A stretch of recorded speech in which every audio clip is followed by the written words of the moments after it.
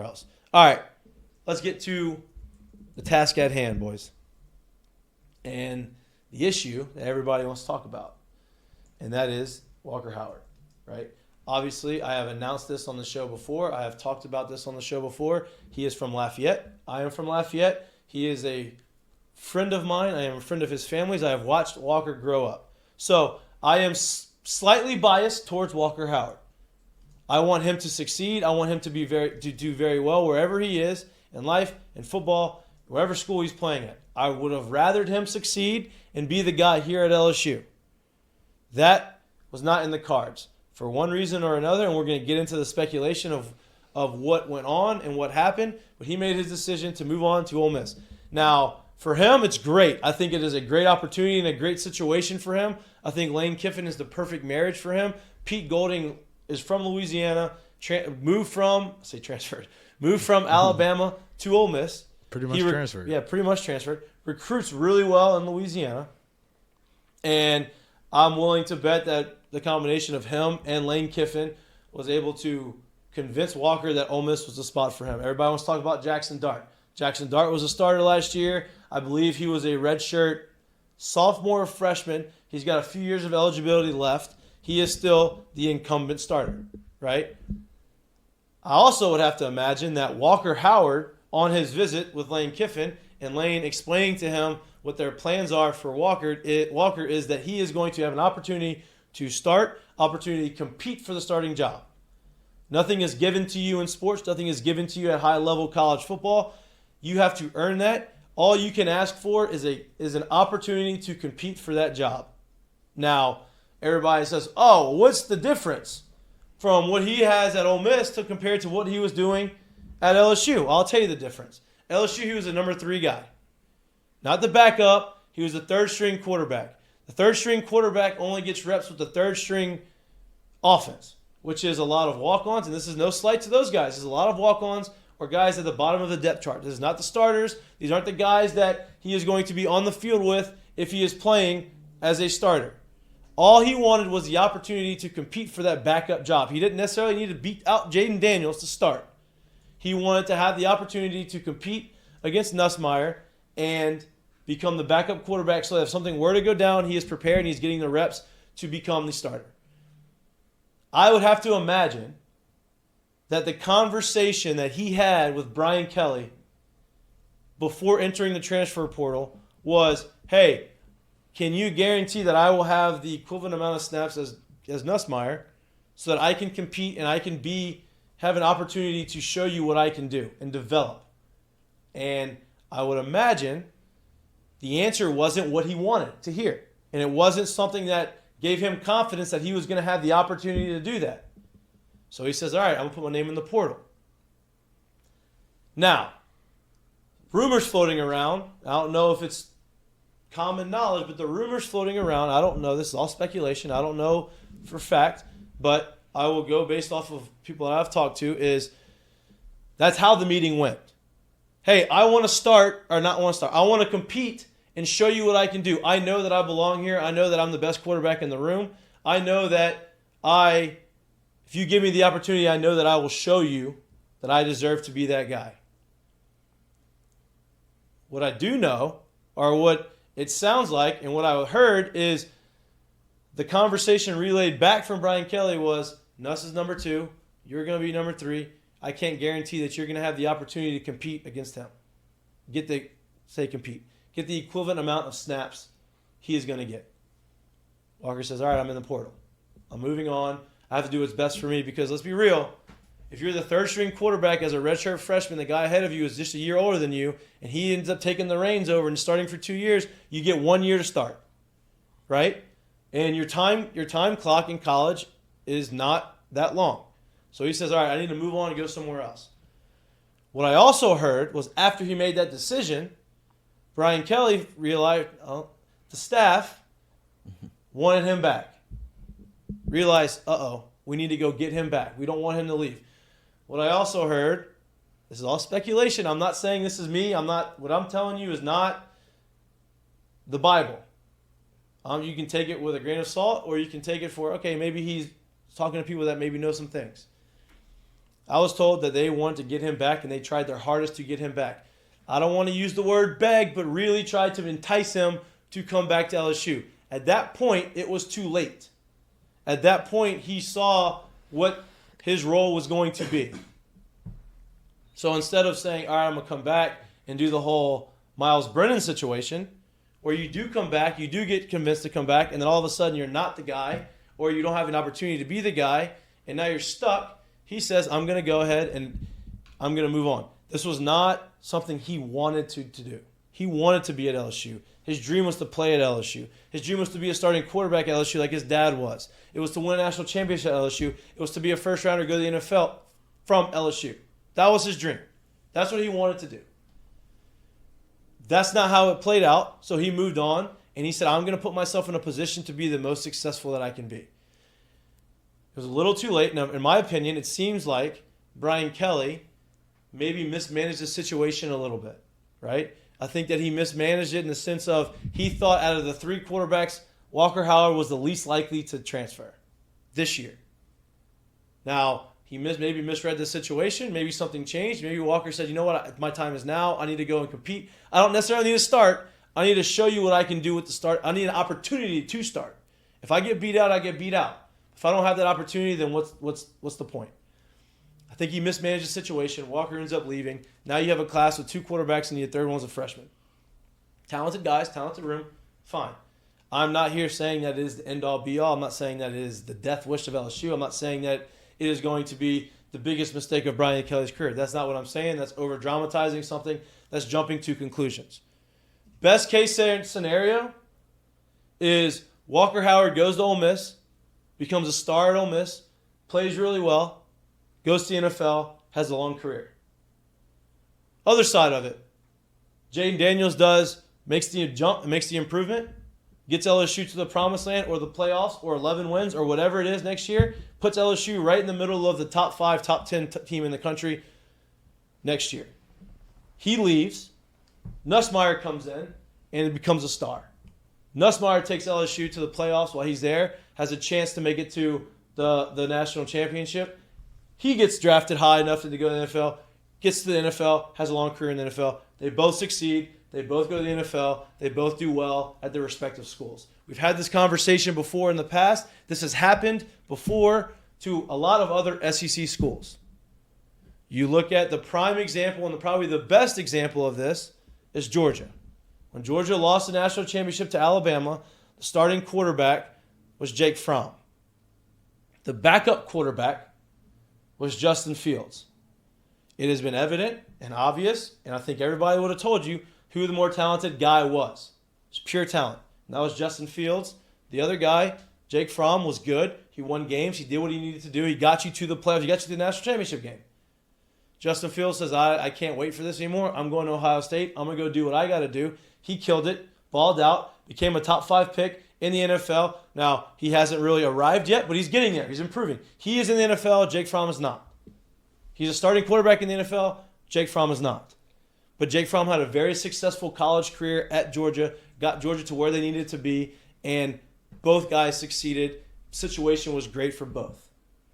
That is the best case scenario. Now, worst case scenario is Walker goes there, becomes a Heisman candidate, puts Ole Miss on the map, and the guys that we have stink. That's the worst case scenario.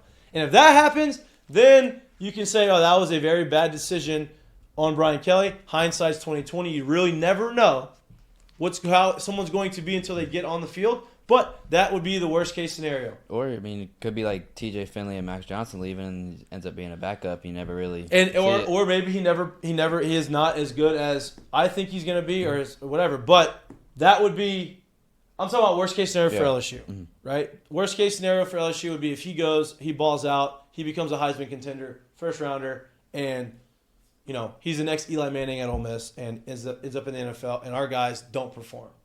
Right? I feel like personally it's going to be somewhere where both teams are doing very well and they're successful and both quarterbacks are going to play well. Right? Walker Howard may outperform Nuss or whoever the quarterback is at the time, but I think that the wins and losses is what's going to matter, and I think that LSU will have the wins and losses to prove that that the guy that they have starting quarterback is good enough. Now, again, if people who are bad-mouthing and, talking about, Walker shouldn't have left and he doesn't like competition and all this kind of stuff, I understand what you're saying. I disagree with you, big time, but I understand what you're saying. It's easy to look at the surface level of what's going on and say, this is the same situation as this or that or this, right? In reality, no situation is the same. There's always things that happen in the background. There's always things that happen behind the scenes that nobody knows. We're not privy to the situation. We don't have a camera following all these guys, every little detail of their life or every little detail of the situation or every conversation they have with the coaches. So we do not know exactly what goes on behind the scenes. Not everything is what it seems like on the surface. So those of you who are bad-mouthing him, all right, you can do that. You have a right to say what you want. But just remember, this kid did not want to leave here. This kid felt like he had to leave here in order to get a chance to to have an opportunity to get to the next level and start, right? And we're going to see what happens. He's in a very good scheme. Yeah. If you as a quarterback, playing in a Lane Kiffin scheme is about as good as you can get. I think he's better. I don't think Jackson Dart's that good. I think Lane Kiffin took him knowing that Jackson Dart isn't that good. Yeah. That's why Lane Kiffin went out and said, all right, Walker Howard's in the portal. Okay, you can come here. No doubt. Well, yeah, I think you started to see towards the end of the year that frustration with Dart. After the LSU game, you peeked through, but by the time they lost 4 in a row and they lost the bowl game, it's I don't think he wants him back. No. And you could tell because he was throwing the ball 14 or 17 times a game, and Lane Kiffin's known for throwing the ball 40 times a game. And the running back had, 1,400 yards, 20 touchdowns. So he went to a whole different offensive scheme almost. Right, and I think with Walker, you're going to have more of a balanced scheme. You're not going to be, I'm going to throw the ball 50 times. And to be honest with you, Lane doesn't ever really do that. No. Right? Lane doesn't run the Mississippi State offense where it's air raid, I'm going to throw the ball 50 times and run the ball 10. He likes to have a balance, especially with the running backs he has. He has the opportunity to have a balanced offense and be successful. Now, bringing in Pete Golding over there is a huge boost to their defensive scheme. They've been killing in the portal, too. Absolutely. And if Pete can change that defense and he can make them top 25 defense in the country, back to the Land Sharks, the whole deal when the couple years they had, the good defense. If he can mix that in there and they can have a good offense, they are a very scary team. 1, 2, Pete Golding will become the hottest name on the head coaching market in the next couple years. If he can turn that around instantly and make them have a good defense and say, hey, look, this is how good I really am. Because people want to talk about how bad he was at Alabama. They aren't paying attention. And they had a number 3 defense in the country last year. And he's not even really the defensive coordinator at Alabama. No, he is. But it's Saban. Yeah, you have a lot of input from Saban for sure, because that's what Saban is known for. Saban really, really respects and likes Pete Golding. Nick Saban did not, to everybody's contrary to what everybody believes, Saban did not push Pete out. In fact, Saban wanted him to stay. Saban offered him a raise. Pete said, no, this is better for me and my family. I'm going to move on to Ole Miss. This is where I need to be to better my family, to make it easier on my family. And I think personally, I don't know this for a fact, I'm just looking at reading the tea leaves and reading the context clues. I feel like Pete Golding felt like he was kind of stuck at Alabama in the sense of, if I want to become the head coach somewhere, where's a better job for me to go to be a head coach that's going to surpass the offensive coordinator job at Ole Miss, right? I'm not just going to go jump to a job just to be the head coach if it's not the right situation. Now, he moves over to Ole Miss, lateral move. Ole Miss pays him a good amount of money. He's now the defensive coordinator in the same division, and he's able to change that defense. He's able to make them an actual perennial power defensively. Now he all of a sudden says, I'm not stuck anymore. I am the hot commodity in college football. Come and get me. Look what I did at Alabama. Now look what I'm doing at Ole Miss. Come and get me. I'm a great recruiter. I recruit the South really well. I deserve a head coaching job, and I think this is going to put him on the map. This is not an Ole Miss show. This is more of an LSU show, but Ole Miss has a lot of relative information that is going to affect LSU some point in the future, right? What is y'all's take? What is your take on the whole situation, on Walker moving on and the whole deal? I mean, I think he's going to win the job for sure, but in terms of what you're talking about, people bad-mouthing him, I just think it's funny that the best player LSU's ever had was a transfer. Did he run from Ohio State? Is that what we're going to say about Joe? Technically, he was the third-string quarterback there, right? I mean, he lost to Haskins and then left. Are we saying he ran from Ohio State? And Couldn't compete with competition. Wasn't good enough to play at Ohio State, right? Or, I'll give them that benefit. He was a senior, not a freshman. But what about J.K. Johnson from Ohio State? He was a freshman. Is he running from Ohio State? Or is he a good corner that's going to help LSU? I mean, we can't be hypocrites about it. We can't praise BK and the players for coming to us from the portal and then badmouth every single player that leaves here. Right. I think that's funny. At the end of the day, you've got to do what's best for yourself. If you believe this is better for you, that's great. Now, guys who are leaving for NIL stuff, that's a whole different topic. Yeah, yes. That's a whole different situation. That's a whole, you're not in it for the real right reasons. Yes, right, it's great to get paid, but at the end of the day, you want to be somewhere where you can make it to the next level. The best advice I got from my agent when I was signing at a high school or kind of college for in baseball is, listen, your signing bonus, getting drafted in the first round, your signing bonus is great. We can negotiate that. We'll get you as much money as we can get you. Just remember, you don't make your money in the draft. You make your money in the league, right? Now, football's a little different. You get multi-year deals when you get drafted, especially if you're a first, second rounder. But same thing goes to them. You make your money on your second contract. College, now you can kind of take that. College is like the minor leagues now. You're getting paid to play in college. It's great. NIL is great. You can set aside, if you do it right, you can set aside money. You can set yourself up later on. You can have a big jump start in your life, even if you don't make it to the NFL. But this money is not going to last you for the rest of your life. It's just not going to. Life, the way life is, the way the world is right now, there's just $1 million isn't going to last you for the rest of your life, right? And there's not that many guys getting $1 million. So you set yourself up, you put yourself in a good position. But if you're just chasing that dollar in college and you're not putting yourself in a right situation, I don't agree with that. That's a whole different topic. That's a whole different subject. That's not why he left. He didn't leave for, these guys are leaving. Some of them are, but Walker did not leave for NIL purposes. He left because his ultimate goal is to get to the NFL, and that's where he wants to be. And, I don't agree with a lot of fans are fans. Everybody's passionate about LSU. Everybody wants LSU to be good, be great. Everybody wants everybody to love LSU and never leave. That's the situation. That's what makes our fans great. But at the same time, it's hard to take a step back and say, okay, he's doing what's best for him. It had nothing to do with LSU. He loves LSU, still loves LSU. He doesn't want to leave LSU. That's just kind of what happened. Now, he's going to Ole Miss, SEC West. That's tough. You play him every year. We're going to see. It's going to be a challenge for him, but he's a talented kid. He's a good kid. I'm happy for him. I think that he's going to be happy there. I wish he would have done it here. That's my Walker Howard spiel. Anybody got any other takes on that? Y'all want to add any topics, any points? I mean, they said was it Oklahoma State quarterback that's been their starter for 4 years was looking at Ole Miss too. I wonder if they still accept him or if that kind of slows down. I think Lane's done. I think Lane's done. I think TCU was done when they got their transfer quarterback and they lost their OC. Once that happened, who did TCU get? Who announced it? Didn't they announce that quarterback transfer in there? No, but they signed Bryles to be their offensive coordinator. I know, but I thought they didn't have a quarterback commit to them. I don't think so. I thought I read that. No. I mean, I can look it up, but I don't think so. Never mind. I really thought they've made moves. It's just not quarterback. Yeah. Well, I think Walker wants to stay in the SEC. Obviously, he had the Jack Bech connection at TCU. At the end of the day, Lane Kiffin comes to you and says, "Listen, come here, compete for a starting job. I think you're the quarterback of our future. I can put you in the NFL." Well, also, I think TCU honestly might have got him if their OC didn't leave the day after he hit the portal. Yeah. Right. I mean, we don't know. I don't know the conversations. This happened pretty quick. Put his name in the portal. Went out and I'm sure he visited TCU, visited Ole Miss, went to Ole Miss, boom. Yeah. He had to make the decision quick, though, because school started. Yeah, right. So it was like he had to make it right. For sure. Yeah. And look, Ole Miss is close enough to Baton Rouge, close enough to Lafayette to where his family can still go.